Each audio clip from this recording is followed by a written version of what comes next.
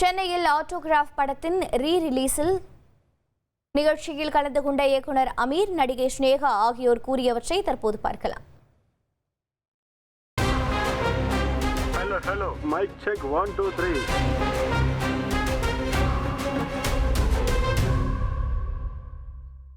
இப்போ பாலாவாக இருக்கட்டும், சசிகுமார், நான், எனக்கு பின்னாடி வந்து இப்போ இன்றைக்கி இருக்கிற வெற்றிமாறன், மாரி செல்வராஜ், ராம், இவங்க எல்லாரையும் ஒரே தட்டில் வச்சா கூட சேரனுடைய சாதனைக்கு பக்கத்தில் கூட போக முடியாதுன்றது மறுக்க முடியாத உண்மை. இதில் மற்ற டைரக்டர்கள் தப்பாக எடுத்துக்க மாட்டாங்கன்ற நம்பிக்கையில் நான் அந்த உரிமையோடு சொல்கிறேன். படைப்புகளில் வீரியமாக இவரை விட அடுத்து வீரியமாக படம் பண்ணியிருக்கலாம். ஆனால் சேரன் தன்னுடைய அந்த கிளிப்பிங்ஸ் போட்டார் பாருங்கள். இத்தனை விருதுகள், இத்தனை திரைப்படங்களில் நாயகன், இத்தனை படங்கள் தயாரித்தது, இவ்வளவுத்தையும் இந்த 30-35 வருஷத்துக்குள்ளே செஞ்சு முடிச்சிருக்கிறது சேரன்ற மாபெரும் கலைஞன். சேரனுக்கு எனக்கு நிறைய முரண்பாடு இருக்குது. சேரனுக்கு கருத்து முரண், நான் எது சொன்னாலும் அவர் கேட்க மாட்டார். இதுவரையும் கேட்டதே கிடையாது. ஆனாலும் நான் அவரை பற்றி கண்டுக்கவே மாட்டேன். நான் சொல்லிக்கிட்டே இருப்பேன், அவர் கேட்க மாட்டார்.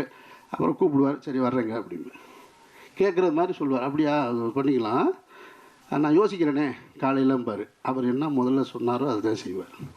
நான் அதை பற்றி கவலைப்படுறதே இல்லை. நானும் அவரோடு உறவை அப்படியே தான் வச்சுருக்கேன். நான் அந்த கலைஞன் இன்னும் பல சாதனைகள் பெறணும் அப்படின்றது தான் என்னுடைய ஆசை.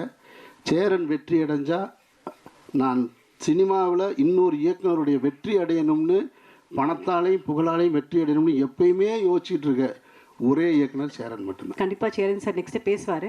பேசும்போது நான் கேட்குற ஒரே ஒரு கேள்விக்கு மட்டும் பதில் சொல்லுங்க. இது என்ன உங்களுக்கு பாதிச்சது, எத்தனை லவ் உங்களுக்கு இருந்ததுன்னு மட்டும் எனக்கு தெரிஞ்சுக்கணும்னு நான் ஆசைப்பட்றேன். அதுக்கு லிஸ்ட்டு வந்து நிறையா இருக்குன்னு நினைக்கிறேன். அதே மாதிரி நிறைய விஷயம் இந்த படம் எனக்கு சொல்லி கொடுத்தது. இந்த படம் பண்ணும்போது நிறையா மன அழுத்தம், மன உடைச்சல் எனக்கு பர்சனலாக இருந்தது. அது கண்டுபிடிச்ச ஒரே பர்சன் பார்த்தீங்கன்னா சேரன். ஆட்டோகிராஃப் சாங்ஸ் ஷூட் பண்ணிகிட்ருக்கோம். ஷூட் பண்ணிகிட்டு இருக்கும்போது ரொம்ப மன கஷ்டத்தில் இருந்தேன். யாருக்குமே தெரியாது, நான் வெளியே ரொம்ப சிரிச்சிட்ருப்பேன், யாருக்குமே தெரியாது. நான் வந்து லைட் பண்ணிகிட்டு இருக்காங்க இந்த ஒவ்வொரு புக்லையும். அப்போது கார்னரில் உட்காந்துருந்தேன். அப்போ அவருக்கு என்ன தோணுச்சுன்னு தெரில, பக்கத்தில் வந்து உட்காந்தார். என்ன பிரச்சனை உனக்கு அப்படின்னு கேட்டார். இல்லைப்பா ஒன்றும் இல்லைப்பா, இல்லை ஏதோ ஒரு பிரச்சனையில் இருக்கேன்னு எனக்கு தெரியும், எல்லாம் சரியாகும் ஓகே அப்படின்னு சொல்லி அன்னைக்கு ஃப்ரெண்ட்ஷிப் ஆனது தான். இந்த ஃப்ரெண்ட்ஷிப் வந்து 21 வருஷமாக அவ்வளோ பெஸ்ட் ஃப்ரெண்டுன்னு சொல்ல முடியும். இந்த இண்டஸ்ட்ரியில் நான் வந்து தொட்டி சொல்லிக்க முடியும்.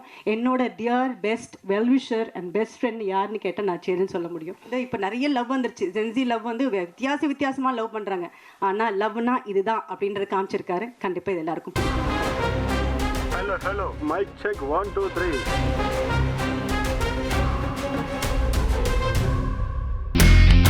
இனி செல்லும் இடமெல்லாம் செய்தி. தந்தி டிவியின் வாட்ஸ்அப் சேனலை ஃபாலோ பண்ணினா செல்ல இருக்கும் இடமெல்லாம் செய்தி. இதோ QR கோட், இப்பவே ஸ்கேன் பண்ணுங்க, ஃபாலோ பண்ணுங்க.